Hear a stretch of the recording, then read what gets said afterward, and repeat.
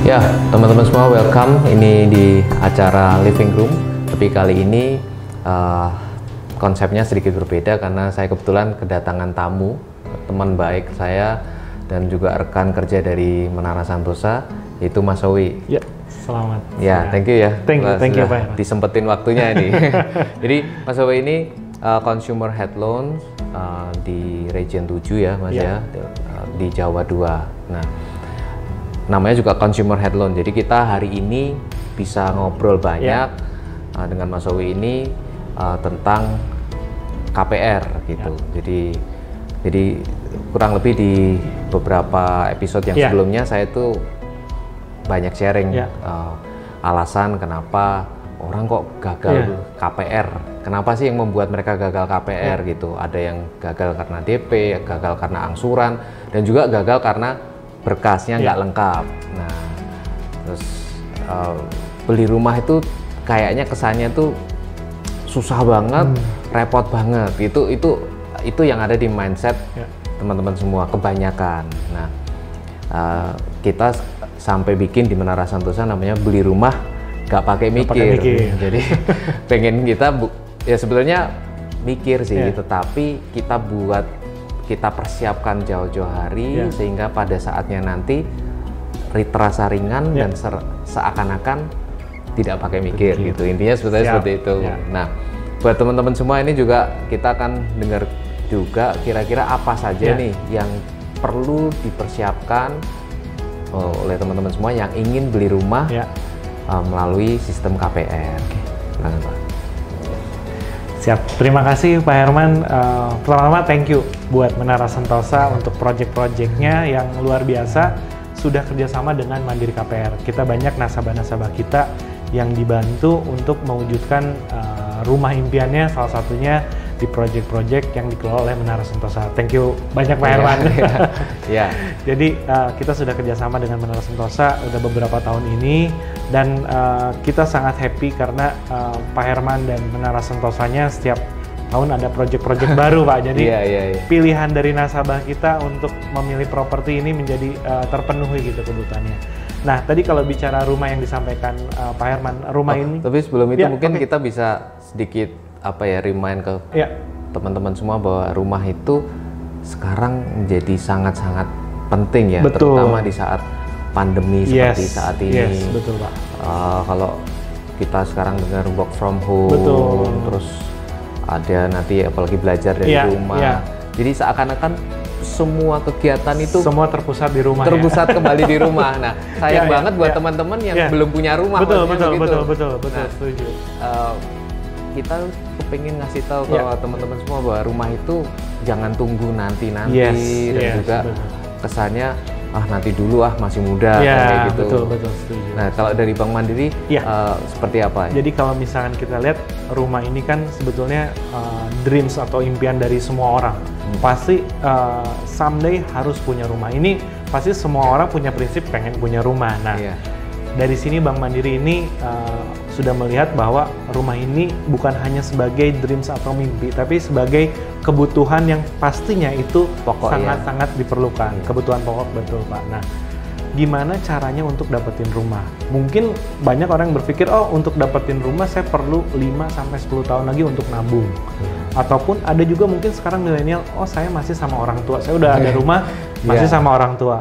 Atau mungkin saya nunggu warisan gitu, misalkan untuk dapat beli rumah langsung. Kalau nggak nunggu kalau sudah married atau gimana, udah mapan, betul kan Pak? Baru mikir beli rumah pada saat itu terjadi, biasanya udah Pak, nggak sempet gitu. Nah, kalau kita lihat berapa banyak sih orang yang bisa beli rumah cash atau bisa dapat warisan, mungkin kalau kita hitung itu mungkin cuma 10% Pak Herman. Nah, sisanya yang 90% ini gitu, itu kan harus ada satu instrumen atau fasilitas yang bisa mengakomodir untuk mewujudkan rumah. Salah satunya untuk produk Bank Mandiri sendiri, kita ada produk Mandiri KPR. Di sini kita bantu untuk nasabah-nasabah atau konsumen-konsumen yang memang membutuhkan rumah, di mana untuk pembiayaannya bisa dibantu oleh Bank Mandiri. Nah, kalau tadi persepsinya, kalau istilahnya kalau misalnya orang kan kalau kredit ke bank tuh syaratnya susah, ataupun prosesnya lama gitu ya, Iya, mungkin iya. sering dengar Segitu. seperti itu ya. Bisa Nah, berbulan-bulan kan betul, gitu. betul. Nah, di sini Bank Mandiri khususnya untuk produk Mandiri KPR, kita lihat lagi beli agunannya di mana dulu, Pak Herman. Kalau kita lihat, kita pilih agunan atau rumah-rumah yang sudah bekerja sama dengan Bank Mandiri, tentunya keutamaan kita adalah melindungi konsumen dalam membeli properti tadi. Dengan kondisi developer yang akan dibeli oleh konsumen ini sudah kerjasama dengan kita, salah satunya seperti Menara Santosa, ini track recordnya bagus, kemudian syarat kerjasamanya sudah terpenuhi, otomatis nasabah akan mendapatkan perlindungan juga dalam mengambil kredit ke Bank Mandiri. Nah, terkait syarat mungkin tadi ya, Pak Herman, susah nggak sih syarat KPR? Kalau kita lihat yang namanya syarat KPR sangat simpel dan mudah dipenuhinya, Pak Herman. Katakanlah apa aja sih dokumen yang diperluin untuk Bank Mandiri sendiri pada saat mengambil produk Mandiri KPR ini 3 besaran yang memang kita perlukan, Pak Herman. Yang pertama adalah dokumen pribadi, kemudian dokumen keuangan, dan yang ketiga adalah dokumen agunan. Kita bicara terkait dokumen pribadi. Ini dokumen pribadi sih sebetulnya hampir semua orang pasti ada. Seperti kopi KTP, ya. kartu keluarga, akte nikah, dan NPWP. Nah, akte nikah khusus untuk yang sudah married ya atau menikah. Nah, dokumen keuangan ini kita lihat yang mau belinya dari segmen mana, Pak? Apakah pegawai, kemudian apakah wira swasta, atau dia profesional. Nanti ini ada syaratnya, yang pasti sih kalau kayak pegawai itu syaratnya kita minta slip gaji terakhir, kopinya, sama rekening 3 bulan. Kalau wira swasta kita perlu laporan keuangan, dan kalau profesional kita lihat rekening tabungannya, sangat simpel. Nah, masuk ke agunan, Mbak.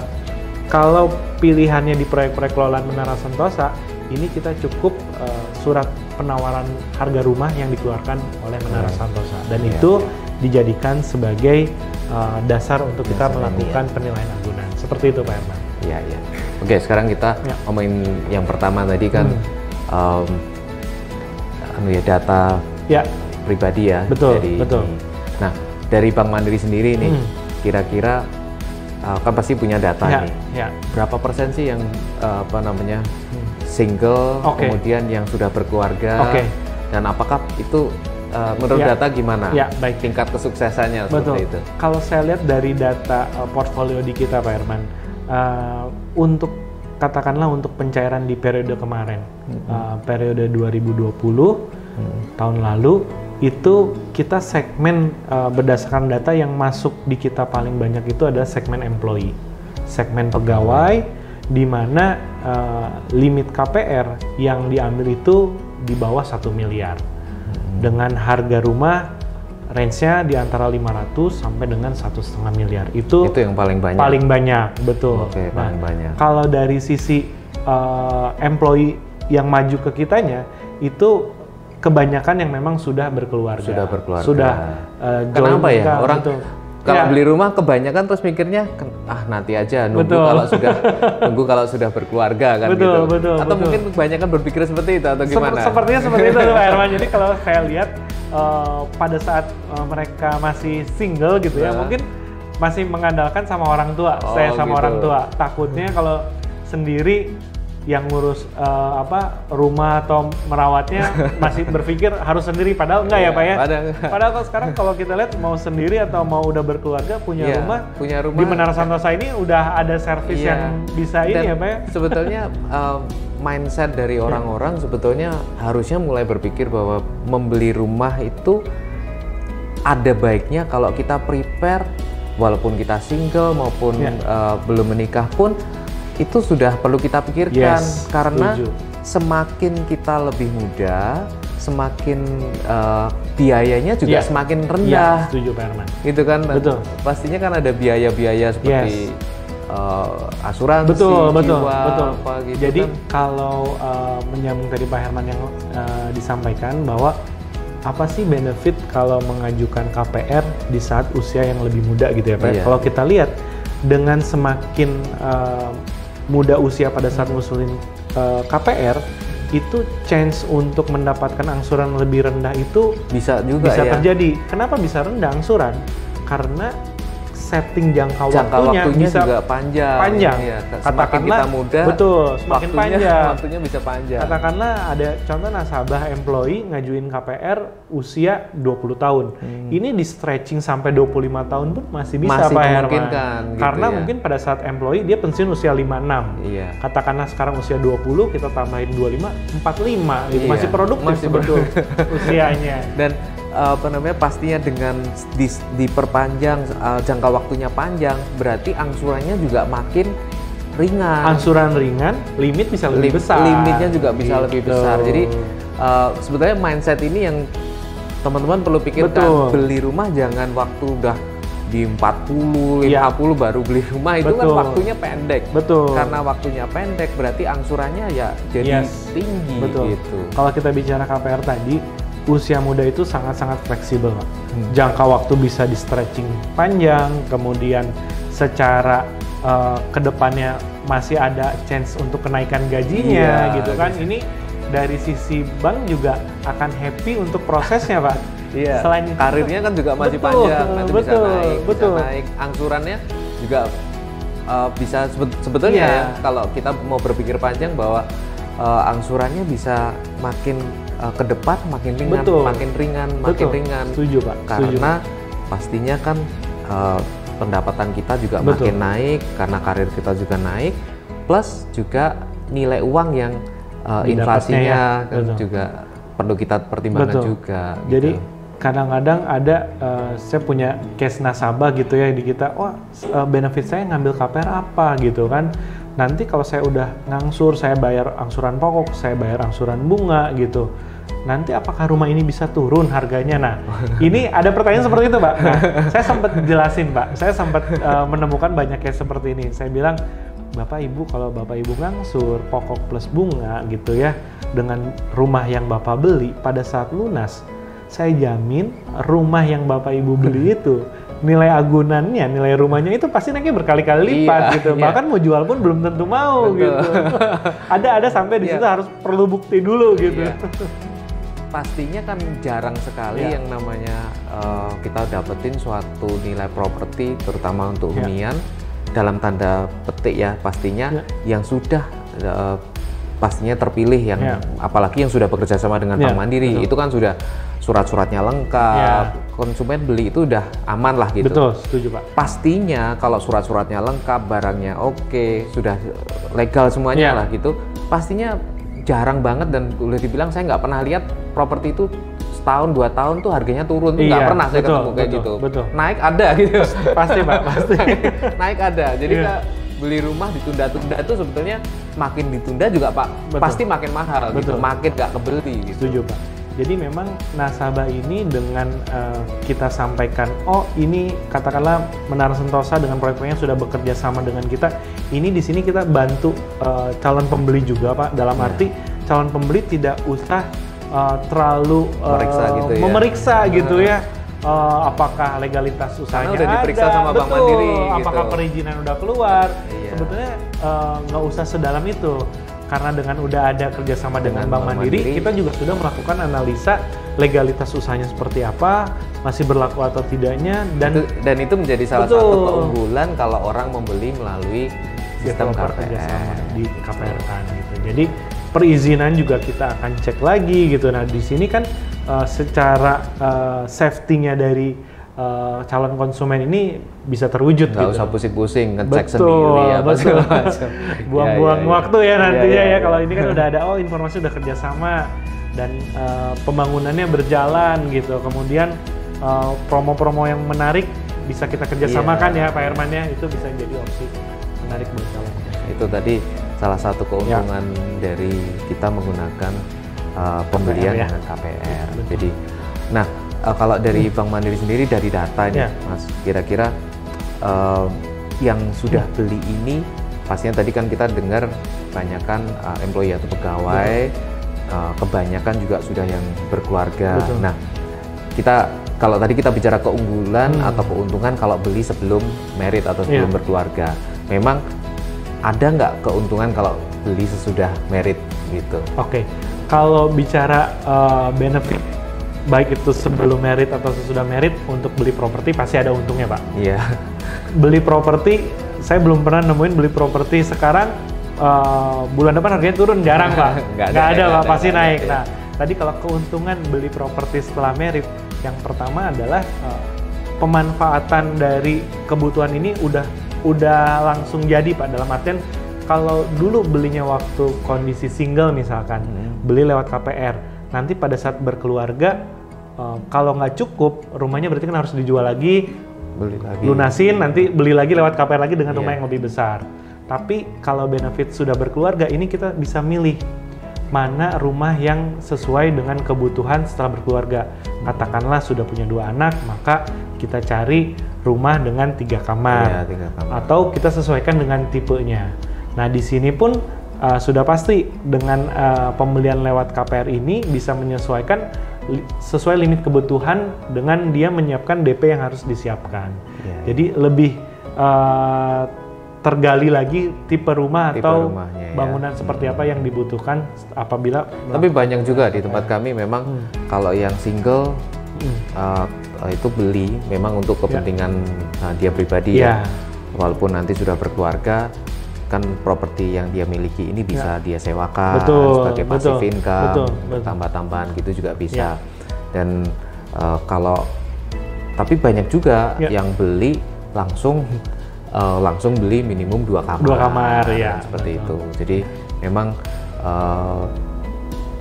ya mungkin secara tipe perlu dipilih lah. Dipilih lagi. Jangan sampai salah. Ya. Jangan sampai salah pilih dulu. Betul. Dan yang tapi seburuk-buruknya sampai salah pun nggak mungkin rugi. Nggak mungkin rugi, betul Herman. Kan nggak ada properti tiba-tiba bisa rugi gitu, nggak ada. Terus satu lagi Pak, keuntungannya apa apabila beli rumah lewat KPR setelah berkeluarga gitu ya, atau setelah memiliki anak gitu ya. Jadi benefitnya adalah limit yang didapat bisa lebih besar. Kenapa bisa lebih besar? Karena dengan berkeluarga, katakanlah istrinya bekerja gitu ya Pak Herman ya, ini kita bisa mengakomodir joint income. Di mana dengan joint income penghasilan ini, otomatis kemampuan angsurannya menjadi lebih besar. Dan kemampuan angsuran lebih besar ini akan mengenerate limit KPR yang lebih besar juga. Tadi katakanlah kalau calon konsumen belum merit mengajukan sendiri cuma dapat limit 1 miliar. Katakanlah joint income dengan istrinya, dengan mereka setelah berkeluarga, suami istri kerja, kan sekarang banyak pasangan muda dua-duanya bekerja ya Pak Herman ya. Ini yang tadinya limitnya 1 miliar karena istrinya juga memiliki penghasilan bulanan, ini otomatis limit KPR pun akan menyesuaikan. Katakanlah yang tadi 1 miliar dengan joint income mungkin bisa jadi 1,2 miliar gitu atau 1,8 miliar. At least dia bisa berkesempatan rumahnya juga untuk dapat rumah yang lebih besar. Kemudian jumlah kamar yang lebih besar. Ya, betul. Seperti itu. Betul. Ya, gitu sih. Oke. Tapi kalau joint income 2 istri nggak bisa Pak ya. Cuma bisa satu istri. Ya itu tetap bicara. Terus kemudian yang tadi itu kan data pribadi. Kalau data pribadi yang lain-lain sepertinya standar ya, nggak terlalu berat. Yang kedua yang saya kemarin sempat di episode sebelumnya saya cerita yaitu data keuangan. Nah, ini yang saya kemarin sharing bahwa ini nggak bisa dikerjakan dadakan semalam gitu. Diminta terus kemudian tiba-tiba harus ada, nggak bisa. Ini pasti di-prepare jauh-jauh hari. Nah, berkas keuangannya seperti apa ini? Bisa diceritakan juga? Setuju Pak Herman, tidak bisa disiapkan satu hari, misalnya satu malam, saya pengen KPR, saya tulis gaji saya 15 juta, nggak bisa. Jadi memang betul. Kita memang perlu dokumen. Katakanlah saya kasih sampel employee atau pegawai ya Pak ya. Ini kan ada namanya, kita istilahnya adalah rasio angsuran terhadap penghasilan. Nah itu yang banyak ditanyakan. Biasanya kalau aku segini tuh sebetulnya bisa dapat berapa sih gitu kan ya? Atau angsurannya sekian, terserah sih mau dibalik.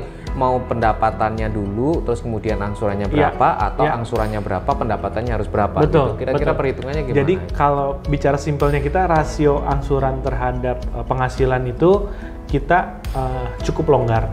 Jadi kalau dihitung-hitung bisa 70%. 70% rasionya, dalam arti 70% ini apa? Katakanlah kalau misalkan gajinya 10 juta, berarti calon konsumen ini bisa menganggarkan 7 juta buat angsuran KPR. Berarti kan sangat longgar ya Pak ya?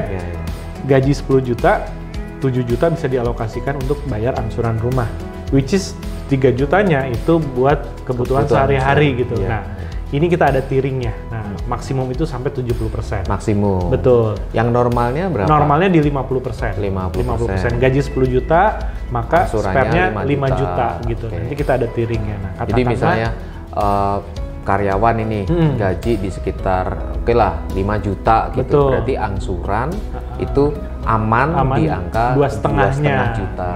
Nanti kita lihat 2,5 juta itu limitnya berapa sih? Kalau 10 tahun berapa? Kalau 15 tahun berapa? Nanti menyesuaikan. Katakanlah 2,5 juta. 2,5 gitu. juta. Nanti kalau memang kurang sedikit ya berarti jangka waktunya yang bisa dipanjangin seperti itu. Nah, berarti bank akan seperti apa sih memverifikasi di 2,5 juta itu? Tentunya kita kalau untuk pegawai kita lihatnya dari slip gajinya.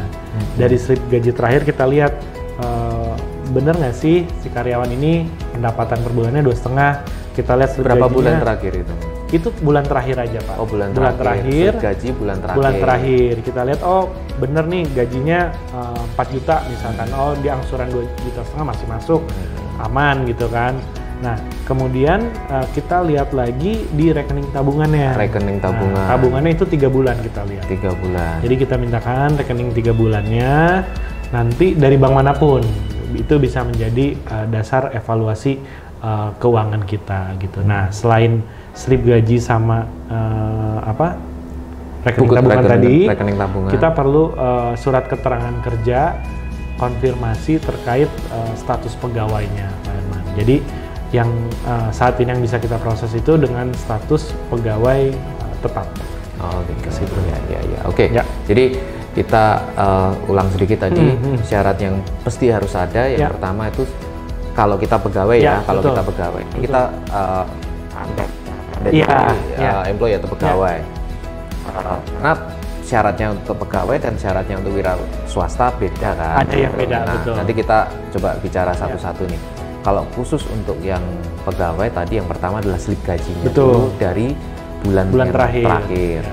Kemudian ada yang dinamakan tabungan, bisa tabungan, bisa rekening yang lain ya. Koran, dari bank lain pun dari bank lain terserah. Tapi harus 3 bulan terakhir. Betul, dan itu cukup kopinya aja. Cukup kopinya. Jadi memang aku kemarin sempat share teman-teman jangan lupa bahwa itu semua harus ada recordnya. Kalau kita bicara dapat penghasilan sekian atau mungkin ada penghasilan tambahan lain-lain, misalnya ditambah ada saya ini jualan online loh. Nah, itu harus dibuktikan. Dibuktikannya di mana? Dibuktikannya di rekening tabungan tadi. Ini loh buktinya kita tuh ada masukan ini, kita juga ada. Nah, itu bisa terbukti kan gitu maksudnya. Nah, kemudian yang ketiga adalah tadi surat keterangan kerja kalau dia memang status pegawainya ya. Itu kalau dari pegawai dengan asumsi tadi aman 50%, kalau sedikit maksa tuh 70% kan gitu. Betul, nanti kita lihat tiring gajinya. Kira-kira dia bisa masuknya berapa? Kalau cukup 5 tahun atau kalau nggak cukup mungkin bisa di 7,5 tahun, 7 tahun atau mungkin bisa di 10 tahun. Kurang lagi ya 15 tahun. Betul. Masih muda banget ya 20 25 jadi terserah. Betul. Yang penting kan semakin dipanjangin pastinya angsurannya akan semakin ringan. Tapi jangan khawatir karena semakin panjang tuh propertinya nggak turun loh. Propertinya akan terus naik. Bertambah. Betul. Itu kalau dari pegawai. Kalau dari wira swasta? Wira swasta dari sisi rekening tabungannya sama, Pak Herman. Nah, cuman kita pengganti slip gaji sama surat keterangan itu kita minta laporan keuangan, Pak. Laporan keuangan terkait kondisi usahanya seperti apa di 2 tahun terakhir. Jadi nanti kita lihat omsetnya, kemudian profit per bulannya berapa, itu kita perlu evaluasi. Itu lebih ada pembukuannya berarti kan? Betul. Jadi ada total cash in-nya berapa, total cash out-nya berapa, kemudian dicocokin kalau wira usaha berarti kan ada bukti pemesanan, bukti jual, bukti. Yes, betul. Jadi dokumen-dokumen terkait berapa bulan terakhir itu? Kalau untuk laporan keuangan itu 2 tahun terakhir.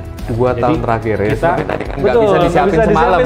Betul. Jadi dari sisi bank perlu evaluasi terkait usahanya. Jadi kalau misalkan ada pertanyaan gimana kalau saya usahanya baru 6 bulan gitu ya, kita lihat lagi 6 bulan apakah pengalaman sebelumnya ada usaha di bidang lain. Kalau misalkan ada, bisa itu dipertimbangkan. Jadi kita kumulatif totalnya di 2 tahun. 2 tahun ya. Ya. Oke. Nah itu kadang kan ada yang menganggap remeh, pembukuan nggak dibuat, sehingga hal itu akan membuat nanti pada saat kita butuh kredit line bener-bener nggak bisa karena syaratnya belum tercapai kan, seperti itu. Mungkin kalau lihat calon nasabah yang dari segmen wira swasta gitu ya, sebetulnya sih permohonan dokumen yang kita butuhkan itu akan sangat mudah, karena yang namanya usaha pasti kan ada beberapa perusahaan atau ada beberapa usaha yang membutuhkan kredit investasi, di mana itu syaratnya lebih kompleks gitu dibandingin KPR, syarat yang lebih gampang bisa ngambil dari situ aja sebagian. Iya. Jadi kalau memang untuk consumer loan sendiri memang mestinya sudah diringkas sudah diringkas dibandingkan dengan kalau kita kredit modal kerja ataupun kredit investasi yang besar-besar seperti itu pastinya akan lebih rumit daripada. Jadi saya juga sampaikan ke teman-teman juga bahwa mestinya jangan terlalu takut, jangan terlalu pesimis, karena memang sebenarnya nggak sulit, tapi memang butuh dipersiapkan. Gitu. Perlu disiapin. Kalau kita tiba-tiba langsung memang nggak bisa gitu, memang butuh dipersiapkan. Makanya butuh namanya personal finance yang kita kemarin sempat sharing. Pentingnya bahwa kita semua mesti mempersiapkan keuangan pribadi kita secara tertulis dengan rapi. Salah satunya adalah pada saat kita membutuhkan kredit, seperti salah satunya adalah KPR ini. Nah, pengalaman pribadi nih saya, yang sering saya hadapi adalah orang itu sangat takut. Pertanyaan pertama pasti selalu begini, DP-nya berapa? Nah, itu kira-kira gimana, Pak? Nah, menarik nih Pak Herman terkait DP gitu ya. Jadi kalau tadi kan berkas yang bikin orang takut. Nah, yang perlu digarisbawahi memang nggak sulit, tetapi harus dipersiapkan. Nah, yang survei saya itu, yang kekhawatiran mereka kedua adalah takutnya berapa sih DP-nya? Gitu. Nah, aturannya gimana ini? Jadi terkait DP ini, pastikan pertanyaan pertama, DP ini terhadap harga apa sih yang diakomodir gitu ya. Jadi kalau dengan developer kerjasama, kita ada namanya istilah harga penawaran atau harga jual yang disepakati, dalam artian sudah diketahui oleh calon nasabah dan dari developer. Nah, di sini kita patokan harga yang diambil adalah harga berdasarkan surat penawaran rumah atau SPR yang dikeluarkan developer. Katakanlah saya kasih contoh harganya 1 miliar gitu ya Pak Herman ya. DP-nya berapa sih dari harga 1 miliar itu? Nah, untuk ketentuan dari bank sendiri itu tentunya kita harus mengikuti regulasi dari Bank Indonesia, di mana ketentuan DP atau down payment ini kita melihat dari ada 3 faktor yang menentukan. Yang pertama adalah dari sisi tipe rumah, Pak. Itu dibagi ke dalam 3 bagian. Di bawah 70, di atas 70, atau di 22 sampai 70, ada tergantung tipenya. Yang kedua, jadi tergantung besarannya rumah judul. Betul, tipe bangunannya berapa itu mempengaruhi kebesaran. 70 ya. Iya, jadi 70, kalau 70 di bawah 70 itu berapa, di atas 70 berapa. Nanti bahkan ada yang untuk rumah subsidi berapa, itu ada ketentuannya. Selain dari tipe rumah, itu kita akan lihat lagi dari sisi jenis agunannya, apakah rumah, apartemen, ruko, itu juga berbeda juga Pak Herman. Nah, yang ketiga adalah yang baru nih di 3 tahun yang lalu dari Bank Indonesia mengatur terkait fasilitas kredit Pak Herman. Jadi nasabah ini sudah punya fasilitas KPR sebelumnya atau belum? Kalau misalkan sudah, nanti itu masuk ke fasilitas kredit kedua, ketiga, dan seterusnya. Nah, kalau kita bicara paling simpel nih Pak Herman, katakanlah beli rumah tipe 70, kemudian agunannya rumah, dia belum punya KPR, ini DP seringan-ringannya itu bisa 5%. kalau kita bicara 5% itu pun kita masih sangat ringan, sudah ringan dari rupiahnya, kita juga masih kasih kesempatan yaitu beberapa hari atau kita bicara 1 bulan nih kumpulin dulu, itu sudah ringan, masih ketambahan jangka waktu yang boleh di situ.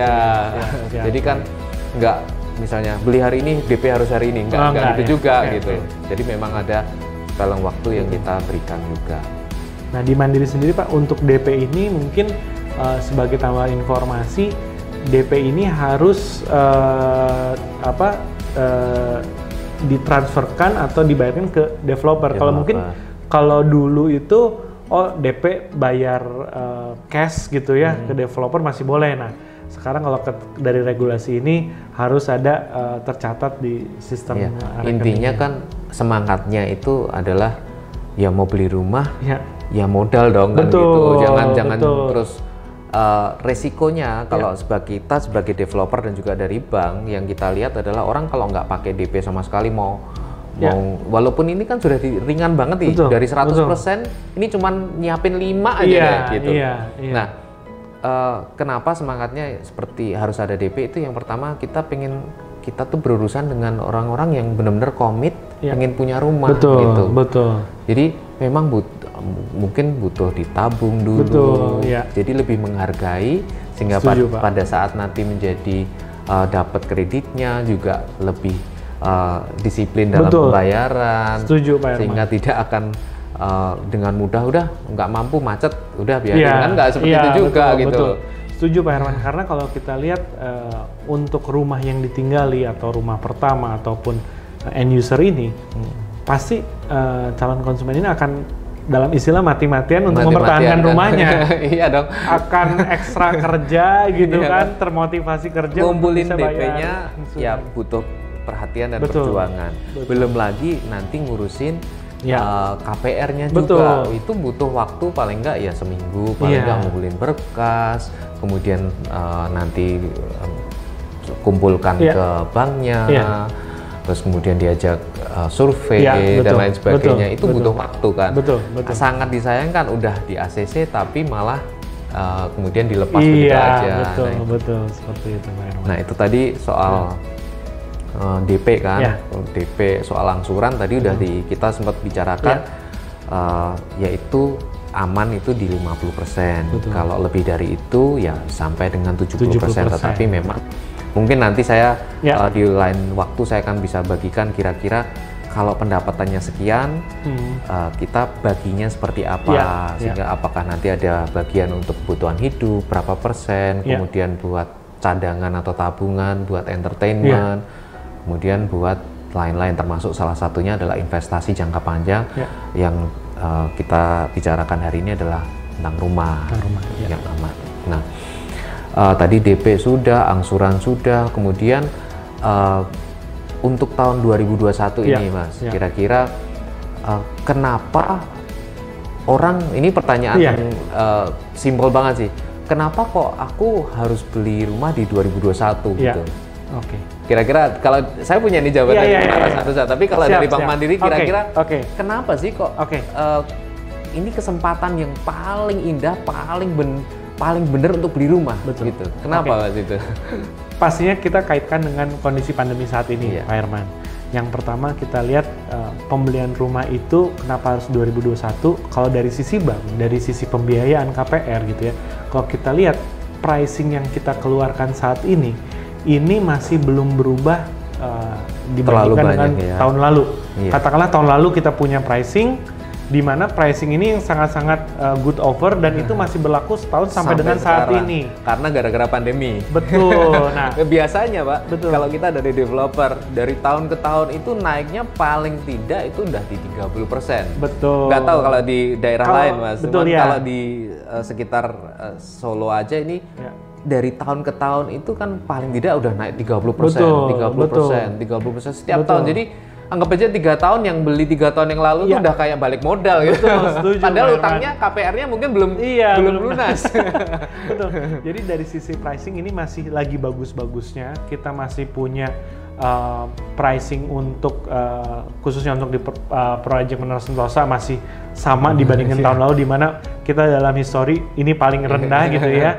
Dan kedua dari sisi pemerintah juga kan udah melonggarkan kebijakan loan to value sehingga DP-nya masih bisa lebih rendah lagi. Kemudian di lain dulu kan sempat harus 30%, betul, harus 20%. Sekarang sudah deh 5% aja, masa 5% masih kurang rendah apa? Betul, itu kayak iklan How Low Can You Go. Iya. Jadi benar-benar diberikan istilahnya tuh relaksasinya tuh udah banyak banget gitu. Enak gitu. Udah gitu kalau dari promo developer udah pasti banyak banget kan? Banyak sekali. Udah free ini, free itu. Betul, betul. Dan kemudian kalau kita lihat ada wacana juga untuk pajak-pajak akan dikurangin juga dari pemerintah. Jadi kalau kita lihat kondisi saat ini kan kita masuk ke pandemi, kita mau lakukan pemulihan ekonomi nasional, salah satu yang menggerakkan adalah sektor properti. Nah, untuk bisa menggerakkan di sektor properti tentunya kita harus bikin gimmick-gimmick ataupun sesuatu yang menarik orang gitu. Terkait tadi dari pricing kita bagus, kemudian untuk proses pun di kondisi pandemi ini kita sudah membuka untuk berbagai fitur proses KPR. Mungkin kalau di awal pandemi kita cuma boleh orang yang belum punya KPR. Fase ke-1 sekarang kita udah buka lagi. Self employee yang awalnya nggak bisa, sekarang udah buka lagi gitu. Jadi dulu tahun 2020 itu kan awal pandemi sama sekali kita banyak batasi. Terus kemudian pertengahan tahun tuh boleh, tapi terbatas hanya untuk pegawai. Nah, sekarang udah dibuka. Udah dibuka, wira swasta udah bisa, kemudian fase kredit kedua udah bisa. Jadi yang harapannya adalah pengen segera pulih gitu. Betul, dan kita pun memang kita lihat lagi untuk finansialnya, otomatis kita lihat secara kemampuan tetap harus ada, Pak Herman. Nah, dan di kita pun untuk fitur RAC ataupun kebijakan di internal Mandiri pun ini kita sudah yang namanya new normal, kita kembali ke normal gitu. Nah, kita pun untuk mendapatkan konsumen yang lebih banyak lagi, tentunya kita juga akan tetap berhati-hati dan kita lihat mana-mana pengembang yang memang masih bisa menjalankan bisnisnya, salah satunya Menara Sentosa ini. Dan balik lagi, kenapa harus beli di 2021? Tadi yang disampaikan di awal oleh Pak Herman, kita istilah work from home tuh masih memang benar-benar jadi hal yang sangat penting ya Pak ya? Iya, karena kalau kita bicara hunian, sekarang kalau dulu ya sempat kita berapa tahun, mungkin 10-20 tahun yang lalu, orang tuh terbiasa, udah yang penting kerja ke kantor, terus kemudian rumah itu ibaratnya hanya jadi tempat untuk tidur atau istirahat kan, seperti itu. Namun sekarang kan kembali lagi nih, bekerja sudah banyak dilakukan di rumah dengan teknologi pastinya. Terus kemudian berolahraga juga sekarang juga kebanyakan dari rumah melalui TV, melalui ini. Jadi hiburan yang tadinya kita hobi nonton di mungkin di bioskop, movie theater kan gitu, kita mesti ke mall nonton, sekarang tutup semua. Sekarang tutup semua. Jadi mulai dari kerja, belajar sampai entertainment pun itu sekarang kembali di rumah gitu. Nah, ini sebetulnya kalau nggak punya rumah ya sengsara juga itu di rumahnya yang dulunya cuman nggak penting, ini dianggap rumah itu nggak penting, nggak diperhatikan, nggak diapa-apain. Taman ya biarin, nggak usah diperindah, teknologi nggak usah dipikirin, kan pulang ke rumah cuma mau buat tidur, buat istirahat. Sekarang kalau kita nggak perbaiki itu, ya sengsara juga. Kita kerja di rumah, teknologinya jadul, nggak ada wifi yang kita bisa pakai buat kerja, buat Zoom meeting nggak bisa, putus-putus, mau olahraga ruangannya sempit banget. Mau pergi ke kawasannya jelek, nggak ada tempat olahraga di dalam kawasan. Nah, itu yang kenapa kalau kami di Menara Sentosa prepare yang namanya new normal tadi, rumah itu bukan hanya bangunannya saja, tetapi juga menjadi kawasan hunian. Jadi rumahnya sendiri di tengah kawasan yang ada jogging tracknya, ada taman-tamannya. Jadi stres juga kan, orang dikurung di dalam rumah terus, nggak boleh jalan-jalan keluar. Orang bisa jalan-jalan di taman, tetap hirup udara segar. Itu penting banget. Nah, itulah kenapa kita mendesain kawasan di Menara Santosa ini kawasan hunian yang benar-benar hidup lah gitu, tanda petik hidup. Kita pengen hiburan entertainment di rumah. Rumah-rumah di Menara Santosa sudah dibuat dengan instalasi fiber optik.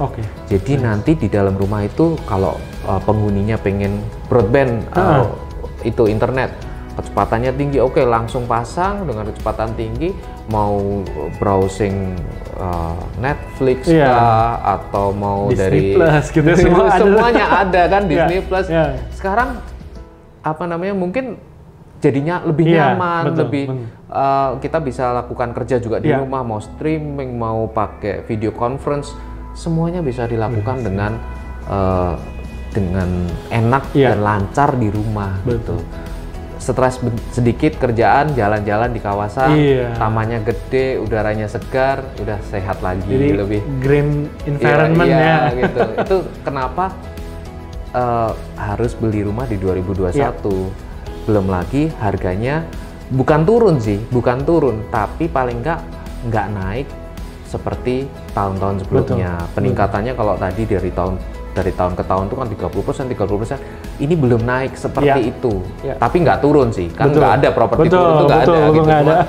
Cuman itu impossible juga kalau nggak mungkin turun, tapi paling tidak nggak naik sedrastis seperti tahun-tahun sebelumnya. Jadi kesempatan yang sangat baik untuk dapat rumah dengan quality, desain, dengan environment yang ditata sedemikian rupa, dengan harga yang masih harga 2021, 2020 gitu, padahal belinya di 2021 gitu.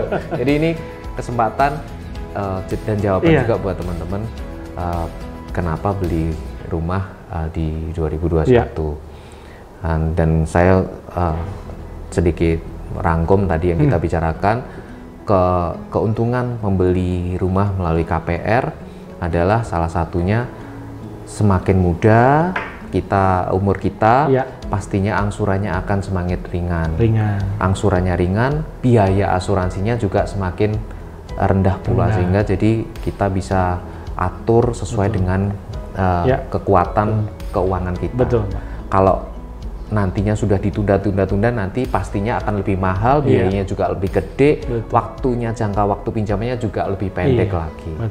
Keuntungan keduanya dari Bank Mandiri pastinya sudah ngecek, lakukan checklist semua perizinan, semua legalitas dari PT maupun sertifikat yang dijual, sehingga konsumen tidak perlu lagi yang namanya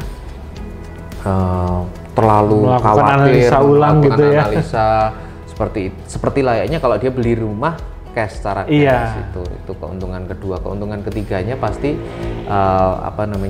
dari Bank Mandiri sendiri ada promo-promo. Gitu. Nah, untuk tahun ini promonya apa, Mas? Jadi ini untuk bulan-bulan ini lah, biar teman-teman jadi kalau juga misalnya kita tahu. bicara sekarang Februari 2021, secara pricing itu yang kita berikan itu mulai dari 4,59% fix 1 tahun pertama. Ini bunga yang sangat-sangat rendah yang pernah kita pasarkan untuk pricing ini. Yang kedua, dari sisi proses kita ada namanya instant approval, di mana instant approval ini dengan nasabah yang sudah membayar DP 15% ini cukup mencantumkan penghasilannya di aplikasi tanpa nantinya kita mintakan slip gaji ataupun data keuangan yang lain. Jadi diperingkas lagi. Betul, dengan DP yang kita kasih lebih besar, tapi secara syarat dokumen dan prosesnya itu akan lebih cepat. Itu kita salah satu program unggulan kita namanya Instant Approval dan applicable di proyek-proyek Menara Santosa.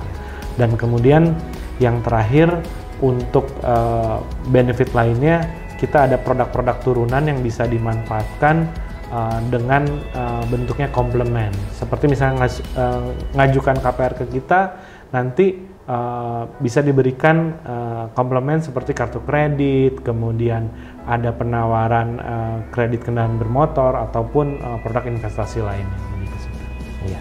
Oke, jadi bottom line adalah ini adalah tahun yang baik untuk beli rumah, dan mungkin yang masih ngontrak, masih masih kos, waktunya gitu kan. Ini waktunya, dan juga jangan buang-buang kesempatan. Ya. Kalau sudah yang pasti jangan terlalu takut, jangan Betul. terlalu pesimis dengan kondisi yang sekarang ini, karena kita akan terus bantu. Ya. Proses di bank pun kami juga akan dampingin, sehingga benar-benar slogan kami itu beli rumah nggak pakai mikir. Betul. Jadi beli rumah itu sangat ringan, sangat mudah kita bantu, sehingga rasa-rasanya nggak pakai mikir. Betul, setuju Ya, Pak Herman. buat teman-teman semua, Ya. buat yang pengen ngerti produk-produk kami, silahkan browsing di www.menarasantosa.com. Oke, thank you. Oke, sama-sama Pak Herman, sukses terus untuk proyek Menara Sentosa. Thank you. Siap.